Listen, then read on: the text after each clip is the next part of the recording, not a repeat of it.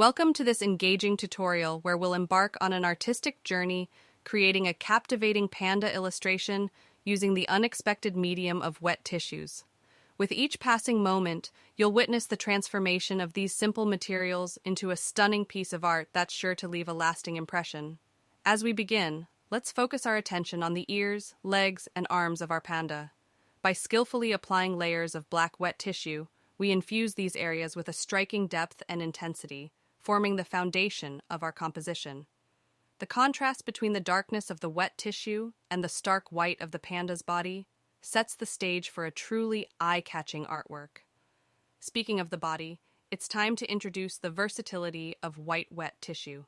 With precise layering and thoughtful placement, we'll craft a sense of dimensionality that brings our panda to life. The play of light and shadow on the textured surface adds a sense of realism, making the panda seem almost touchable. But our masterpiece wouldn't be complete without a touch of finesse. Enter the soft, elegant border created using delicate pink wet tissue.